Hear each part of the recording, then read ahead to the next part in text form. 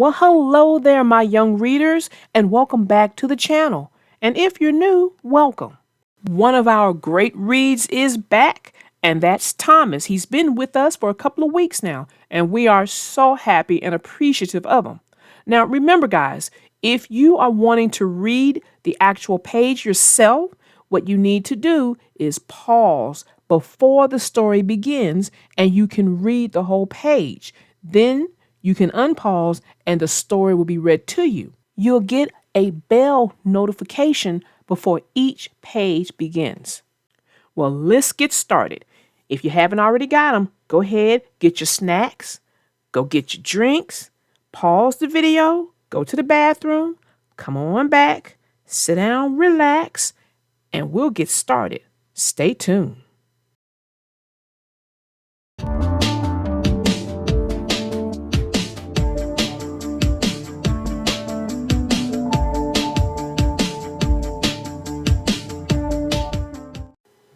The name of this story is called Race to Callan Castle, and this is part of the Thomas and Friends series. Enjoy. It was a beautiful day on the island of Sodor. Spencer, one of the big engines on the railway, was happy because he had a very important job to do. He was taking the Duke and Duchess of Boxford to Callan Castle for Lord Callan's birthday ball. The Duke and Duchess were waiting at the station near their summer house with a special gift for Lord Callan. "We have to arrive in good time, Spencer," said the Duke as they boarded their own special coach. "I'm giving a very important speech." "Don't worry, sir," Spencer replied. "I won't let you down." Meanwhile, Thomas the Tank Engine was waiting at Knapford Station when Bertie arrived. Just as they were saying hello, Spencer pulled in. The engines heard the sound of a bicycle bell signaling the arrival of Mr. Percival. "You're not still riding that old thing, are you?" asked Sir Topham Hatt, chuckling. "I prefer my bike," Mr. Percival replied. "Two wheels are best, I always say." The engines thought that was very funny. Bertie thought 4 wheels were best. Thomas thought 6 were even better. Spencer was certain that 20 were best of all. The Duke and Duchess were in a hurry, so Spencer chuffed away. But as he sped along, there was a sudden bang. Spencer came to a stop. "What was that?" asked the Duke and Duchess. "My valve gear has snapped," said Spencer, looking embarrassed. "Now what?" asked the Duke. Thomas arrived minutes later. "What's wrong, Spencer? Have your mighty 20 wheels let you down?" he asked, teasing. "Not funny, Thomas," said Spencer. "I have to get the Duke and Duchess to Callan Castle on time." "I'll take them," Thomas offered. The Duke and Duchess climbed aboard Clarabelle. Off they all hurried. But as Thomas turned a bend, there was a fallen tree across the line. He screeched to a halt. "This just isn't our day, is it?" the Duke said. And then, who should come along but Bertie. "What's up, Thomas?" he asked. "The Duke and Duchess must get to Callan Castle. They can't be late." Bertie offered to take them by road. The Duke and Duchess were relieved. "What an adorable little bus," said the Duchess. "As I told you, Thomas, 4 wheels are best," Bertie said. Bertie drove down the road smiling. He didn't notice some sharp stones ahead. Suddenly, pop! Bertie had a flat tire. He pulled over. The Duke was upset. "We're just not going to get there in time for my speech," he said. Just then, they heard the sound of a bicycle bell. "What happened?" Mr. Percival asked as he rode up. When the Duke explained, Mr. Percival offered to help. I suppose I could ride on the handlebars, the Duchess said doubtfully. No, no, no, Mr. Percival replied, laughing.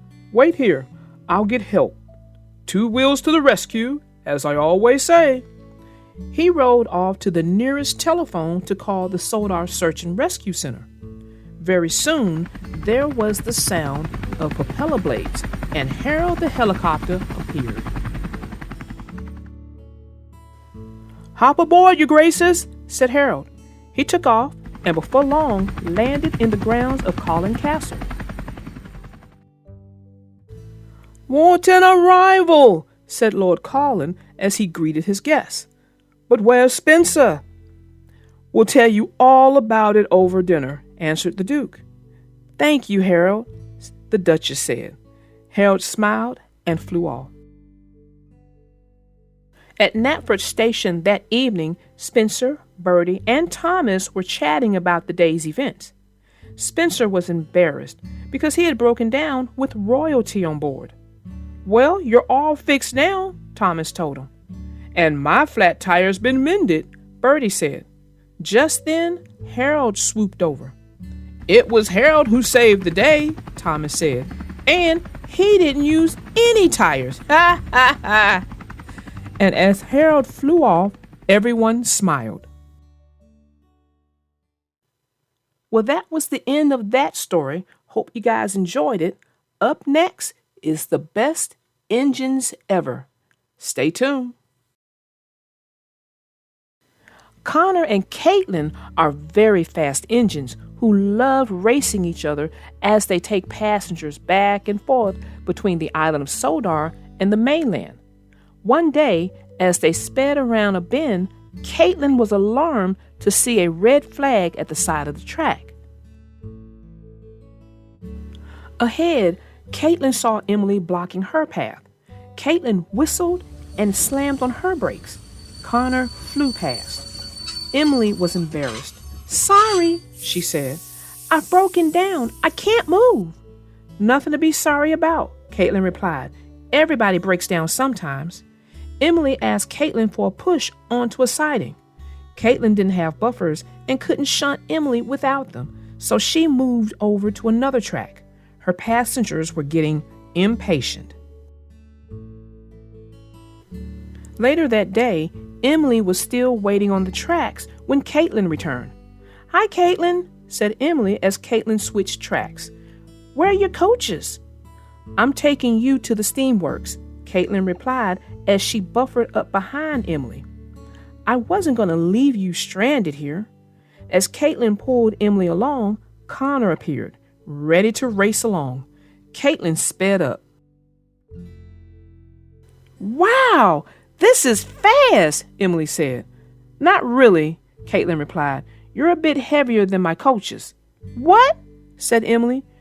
You're a great big steam engine, like me, Caitlin explained. That made Emily smile. Connor was so fast that he soon caught up and sped by Caitlin and Emily. But he slowed down as he approached the station. Caitlin and Emily continued to the steamworks. As Emily was being lifted onto the gantry crane, she told Victor about Caitlin. She's so fast. She must be the best engine ever. Being fast isn't everything, Emily, said Victor kindly. But Emily was daydreaming. She saw herself racing along the main line like a Caitlin. A few days later, Thomas the tank engine saw Emily at the shunting yards. What's the matter? Thomas asked when she didn't reply to his hello. Emily sighed. Caitlin is better than me at everything. Everything? She can't be, Thomas said firmly. But she is, Thomas, Emily said. She really is. Nothing could make Emily feel better. The next day, Emily was delivering goods to Wulfstead Castle. She was surprised to see Caitlin on another track.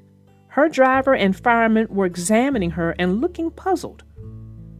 Did you break down? Emily asked. No, Caitlin answered, but my driver thought he heard a strange sound. They're checking me over. Looks like you'll beat me on the way down the hill, Caitlin said. Emily smiled. Emily headed down the steep hill away from the castle. Suddenly, she heard Caitlin calling for help. My brakes! My brakes have failed! Help! Caitlin cried. Look out, Emily! I can't stop! Caitlin was barreling down the hill. Emily tried to speed up. Suddenly, she heard a terrible crunch as Caitlin rammed into her from behind. Don't worry, Caitlin, I've got you, said Emily as she braced herself and slammed on her brakes. Finally, Emily managed to slow them down, and they stopped safely at the bottom of the hill. Caitlin sighed with relief. Oh, Emily, you're my hero. Emily smiled proudly, but when she pulled forward, she heard an awful crunch. The front of Caitlin's streamlining was dented and bent.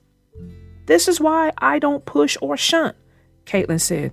It always messes up my skirt. Is that why you didn't push me onto the siding? Because of your skirt? Emily asked. Yes. I wish I had buffers in front, like you, Caitlin answered. How brave you were today, Emily. I'm so lucky to have a friend like you to help me. Everybody breaks down sometimes, Caitlin, Emily said with a chuckle. And I'm lucky to have a friend like you.